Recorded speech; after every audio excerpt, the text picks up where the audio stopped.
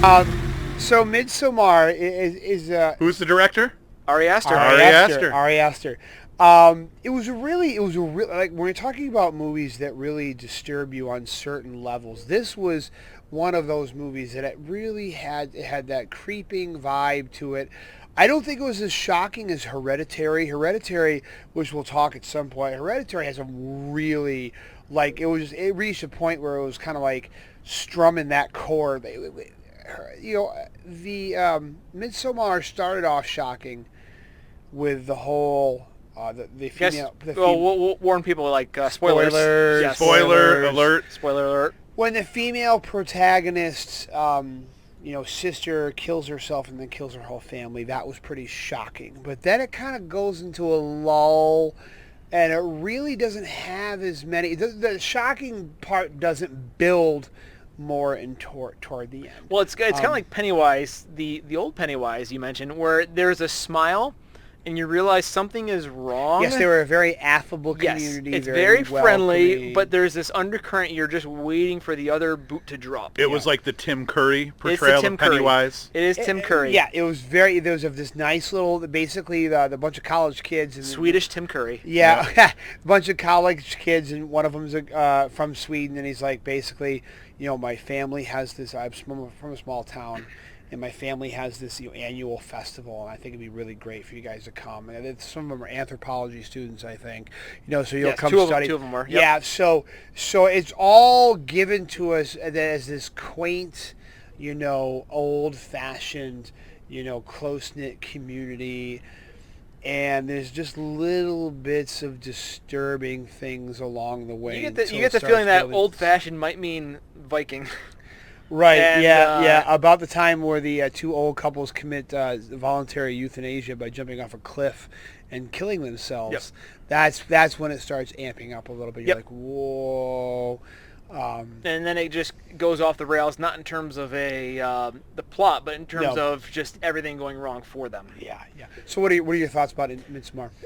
It was definitely effective. Yeah. It's unsettling, I guess that's a good way to put it, and that's Ari Aster. I think it's wonderfully directed. I actually like Ari Aster's touch. Mm-hmm. It's very unique. Yep. It definitely goes there, so it's going to be, I think, a selective taste. But it gets under your skin and it stretches. Yep. Is it pretentious? Somewhat. No. I would say so. Ari Aster, you can feel the director's presence, and on the one hand, you're like, wow, this is brilliantly directed, but the other hand, you're like, I can totally see the director's role in this. Because sometimes those movies end up in a space where it's like the way it's directed and put together is almost a cameo for the director, and you almost get sidetracked by the way it's put together. I have thoughts, but yeah, go ahead. So in a later episode, one of my future picks for streaming of the month is Mother, with as I've already mentioned, with Javier Bardem and who's the director for that one? Not Ari Aster, right? No, it's Ari Aster. Oh, that is Ari Aster. Yep. That is the other. Okay. So that one is, I'll speak about that at length later, but I'll just say one word about watching Mother. Exhausting. Like, it was emotionally draining.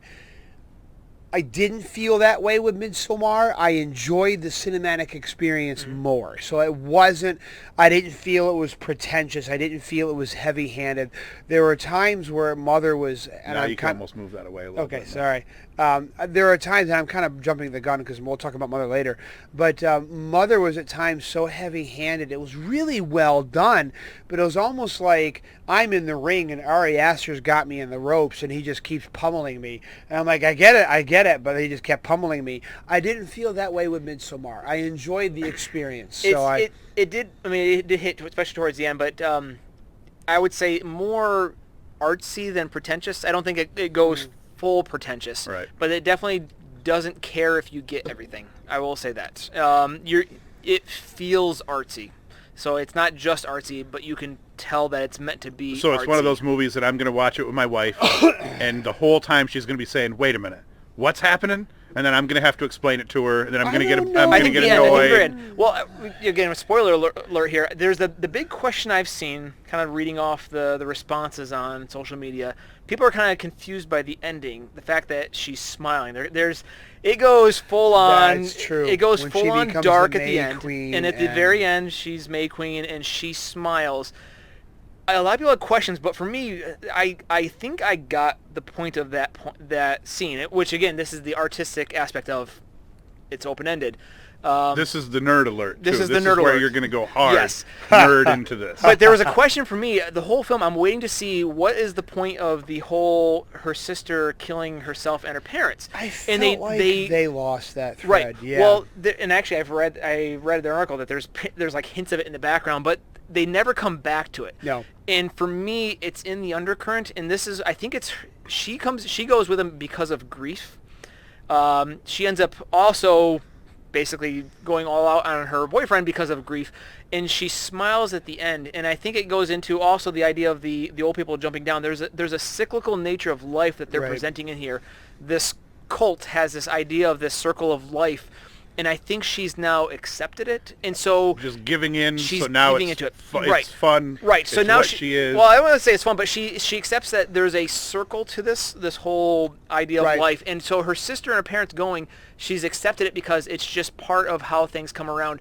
So it was a smile for me of acceptance. Yeah. And so she's accepted the fact that she's letting her boyfriend go. She's also accepting that her family is gone, and this is just how life is. And it was heavily implied that so the one Swedish student who brings them all there, kind of already like, at the end of the movie, you're like, this guy totally knew what he was bringing his college students to be killed.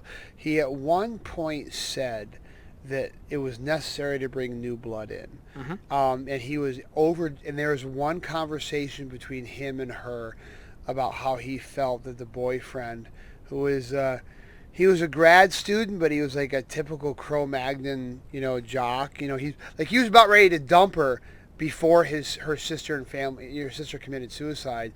So he just kind of stayed with her, kind of as a pity relationship.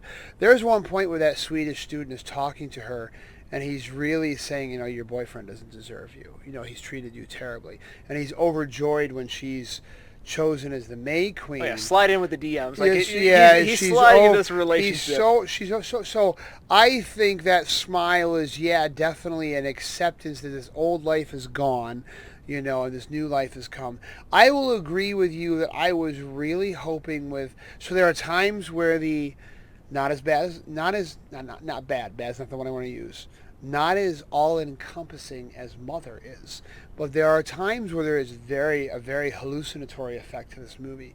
And because of that, I was really hoping we would come back to the sister committing suicide. Because there is a scene where as soon as they get there, they decide we should do shrooms, because why not? Because that's what the cool kids are doing. So they do shrooms. And the cool kids all did do shrooms. Yeah, that's why you're wondering if there's shrooms in your popcorn. Right. So they do shrooms, and she gets really high, and she hallucinates. There's this really great scene where she's like in like an outhouse or something, and she turns the light on, and there's this moment where she sees her dead sister in the mirror. I'm like, oh, that's really good. And I wanted to see more of that. The only other but they just totally... I don't want to say they totally dropped that plot line. I'm not Ari Aster. I'm not the director. We never come back to it until she wins the May Queen, and as they're guiding her away through this group of women, she thinks she sees her mother, and that's it. And I had hoped, I enjoyed the movie. I think it was a great movie. I think it was very disturbing. I've got something to say about this in just a minute. But I was hoping they would come back to them. When they made such a big... and that's the whole beginning of the movie, is she's trying to contact her sister. His sister had given her a weird email. She's really disturbed by this. Then we find out... Spoiler alert! We find out that her sister has not only run a hose from the car in the garage and taped a hose over her face with the exhaust. She's run a hose under her parents' bedroom and just killed them all in one swoop. Which is a great start to the movie. It was Holy cow, was it? And also, too, because the sister was on medication herself, I really thought we were going to play that angle up more, and we just kind of never came. I still enjoyed the movie, but I wanted to come back. Did you get to see any deleted scenes and see if maybe they chopped any of those? No, we just saw it in the theater, so I don't know. So you don't know we yet? saw it in the theater, Nope. So, One thing that you have any final comments? Well, I don't know what the deleted scenes are other than maybe turning the 5-minute christening or the scene into a 10-minute christening. It was like, oh, guys, move on. We're good. We got it. Yeah. Wait, was that the group orgy scene? Yeah, the group orgy scene. Oh, I was like, yeah, guys, brother. we got it. We can. I'm gonna be honest with you. I don't know how many people are watching the show or what age. The group orgy scene. So basically, they need new blood, and the girl's boyfriend, basically they slip him a hallucinatory drink that gets him all hot and bothered, and they just have him hook up with one of the virgins. Locals, one of the locals. With new genetics, bring in one new genes. One of the locals, and basically it's not a group orgy scene. He's basically having sex with one of the locals, surrounded by with an audience, 7 other naked. I feel like this is worse than the other part that we've already cut. Yeah, it was worse. 7 other naked women, and I about lost it. I don't know if you remember. Like I was kind of transfixed. Like this is really kind of really awful and disturbing. I about lost it though. So he's having sex with her. He's got an audience of 7 naked women, all, basically I don't know if they're pretending or they're like hinting there's a group consciousness here, but they're all reacting sexually like they're feeling what he's doing to the one girl. But then one girl gets behind him and starts pushing his buttocks in harder. And I about lost at that point. I'm like, I started laughing. I don't remember if you heard me, but I was like, yeah. I said that pretty much ruined the, like at that point you're like, this is really weird. Yeah, now really uncomfortable. It's like, let's just move on. I'm like, I feel really uncomfortable until that one woman just grabbed his buttocks and started pushing her. I almost started laughing. I'm like, well, although I lost it there. I will say I did read up the whole Swedish special tea is actually legit. Of all the horror that's in the movie, there's actually a legitimacy to that. That's gross. Yes.